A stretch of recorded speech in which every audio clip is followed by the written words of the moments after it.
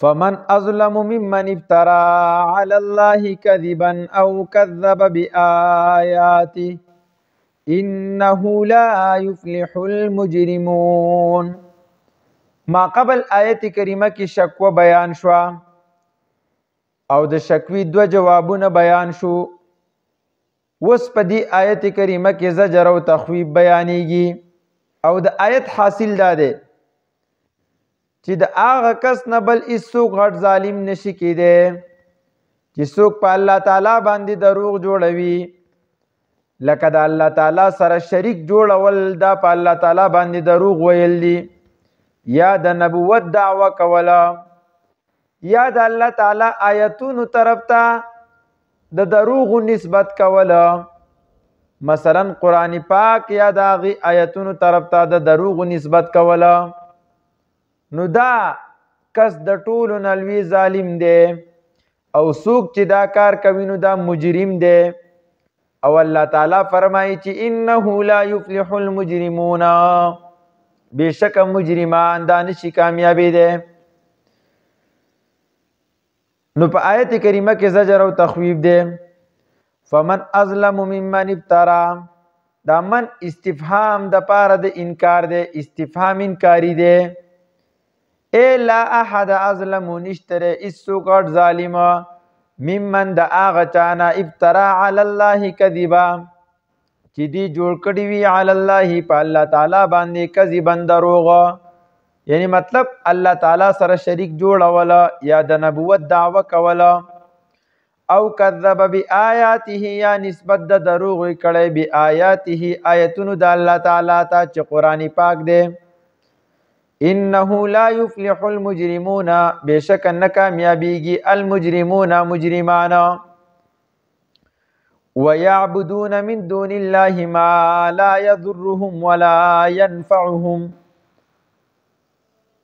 ما قبل کې زجر او تخویب بیان شو، وس په دې آیت کریمه کې شکوه بیانېږي او ګیله ده، او د دې سره سره دا دلیل عقلی دی په نفي شرک په تصرف باندې چې دا مشرکین د بوتانو عبادت کوي، حالانکه دغه بوتان که دا مشرکین عبادت ونه کی نو په دې عبادت نه کولو باندې دا بوتان دیو ته ضرر نشي ورسولی، او که دا مشرکین د دې بوتانو عبادت وکي نو نفع ته هم نشي ورسولی، نو چې نه دا بوتان د ضرر مالکان دي او نه د نفع مالکان دي، نو بیا عبادت صرف د یو الله تعالی پکار دی. او بیا د مشرکینو چې کومه عقیده وه د دیو د عقیده په درې طریقو سره الله تعالی رد کوي، چې دیو دا به ګڼله چې دا بوتان به د الله تعالی په دربار کې زمون د پاره شفاعت کوي، نو الله تعالی د دې رد کړی دی په مختلفو طریقو سره دا را روان دي. نو دا آیت کریمه دلیل عقلی دی په نفي شرک په تصرف او د دې سره سره شکوه ده. ويعبدون من دون الله، او دو عبادت کوي من دون الله ما سوا د الله تعالی نه، ما د هغه بوتانو لا یضرهما چې ضرر نشي ور رسولی دوی ته، ولا ينفعهم او نه نفع ورکوي دوی ته. نو د مشرکینو د عقیدې رد په درې طریقو سره دی. اولنۍ طریقه دا ده چې دا نه دیو ته ضرر ورسولی شي او نه نفع، نو مطلب مالک صرف داسې پکار دی چې هغه د ضرر هم مالک او د نفع هم مالکی د هر څه. نو اولنۍ طریقې سره د دیو د عقیدې رد وشو. ويقولون هؤلاء، او وای دا مشرکان هؤلاء دا آلهه شفعاؤنا عند الله، دا سفارشیان دي زمونږه عند الله پنیز د الله تعالی، د الله تعالی په دربار کې به زمونږ د پاره سفارش کوي. نو دا عقیده هم د دیو کمزوري ده.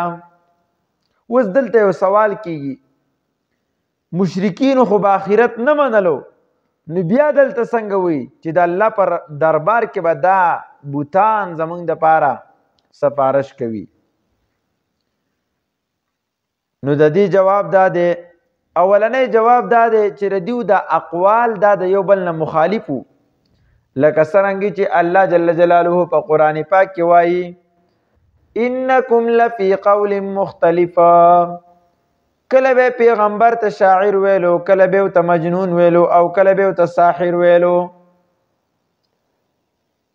او کله به ویل چې آخرت نشته ده، او کله به ویل چې آخرت که بالفرض و تقدیر وی هم وی دا بوتان دا به د الله تعالی په دربار کې زمونږ دپاره شفاعت کوي، دا الله تعالی ته ډېر محبوبین دي. نو دیو به د آخرت د بالفرض و تقدیر او د کچرته په درجه کې منلو، و کچرته وینو بیا به دا بوتان زمونږ دپاره سفارش کوي. دویم نمبر جواب حسن رحمت الله علیه فرمایي وی دا سفارش په امور د دنیا کې مرادو، یعنی مطلب دیو چې به ویل وی دا به زمونږ دپاره سفارش کوي نو دا په امور د دنیا کې وو، یعنی دا معبودان زمونږ حاجتونه الله تعالی ته وړاندې کوي او هغه موږ ته مالونه راکوي او اولاد کې مبارکت اچوي، لکه څرنګه چې امام قرطبي رحمت الله علیه فرمایي اے تشفع لنا عند الله فی اصلاح معاشنا فی الدنیا. بیا دویم نمبر طریقه د مشرکینو د عقیدې رد په دویمې طریقې سره قلت اوه اے پیغمبره اتنبئون الله آیا تاسو خبر ورکوي الله تعالی ته بما په هغه شریک لا یعلمو چې معلوم نه دی. لا یعلمو کې دا ضمیر دا یا الله تعالی طرف ته راجع دی او یا د بوتانو طرف ته، نو معنی به داسې شي که ضمیر د الله تعالی طرف ته راجع وي نو بیا به معنی داسې شي وی آیا تاسو خبر ورکوي الله تعالی ته په هغه شریک لا یعلمو چې معلوم نه دی الله تعالی ته فی السماوات نه په اسمانونو کې ولا فی الارض او نه په ځمکه کې. څه مطلب؟ یعنی تاسو چې وایي چې پلانکې د الله تعالی شریک دی نو دا خبره غلطه ده، ځکه چې الله تعالی ته خو خپل شریک معلوم نه دی. نو د الله تعالی دا عدم علم دا مستلزم دی عدم شریک لرا. که شریک وی نو الله تعالی ته به پته وی، ځکه چې هغه ته د کائنات د ذرې علم دی، نو معلومه شو چې د الله تعالی شریک نشته دی. یا دویمه توجیه بعض علما وی دا ضمیر د بت طرف ته راجع دی، نو معنی به داسې شي وی اتنبئون الله آیا تاسو خبر ورکوي الله تعالی ته بما په هغه شریک باندې لا یعلمو چې نه پوهیږي دا شریک فی السماوات په اسمانونو ولا فی الارض او نه په ځمکه کې په هیڅ شي باندې نه پوهیږي. نو ګوره خدای سي پکاري چې هغه د کائنات په ذرې باندې پوهیږي، لیکن دغه شریک نه په اسمانونو باندې پوهیږي او نه د ځمکې په څه څیز باندې پوهیږي، نو دا معبود نشو. او د مشرکینو د عقیدې رد په درېمې طریقې سره هغه دا ده چې سبحانه پاک دی الله تعالی، پاکی د الله تعالی لرا وتعالی او چتواله دی عما د هغه صنایع د هغه بوتانو نه یشرکونه چې دی شریکان جوړوي، الله تعالی د دینه پاک دی. نو د مشرکینو د عقیده دا بالکل غلطه ده. نو د دې دوه آیتونو نه وس شپږ مسلې معلومیږي، شپږ مسائل مستنبطه. اولنۍ مسله دا ده چې په الله باندې د دروغو جوړولو والا دا د ټولو نه لوی مجرم دی. یو مسله ته دا معلومه شوه. دویمه مسله ته دا معلومیږي چې بت ولی یا د نبی عبادت او یا دیو ته غیبانه بلنه کوله،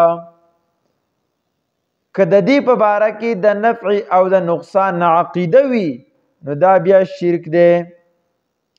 او درېمه مسله ته دا معلومیږي چې سفارش دا صرف د الله تعالی په اجازت سره ممکن دی. او څلورمه مسله ته دا معلومیږي چې د مشرکینو د عقاید رد وشو په عقلی طریقې سره. او پنځمه مسله ته دا معلومه شوه چې کامیابی دا صرف په ایمان دا او دغه شان په صدق باندې دا په ظلم او شرک باندې نه دا او شپږمه مسله ته دا معلومه شوه چې د عقاید بنیاد د الله تعالی په علم او په وحی باندې پکار دی په بل سنه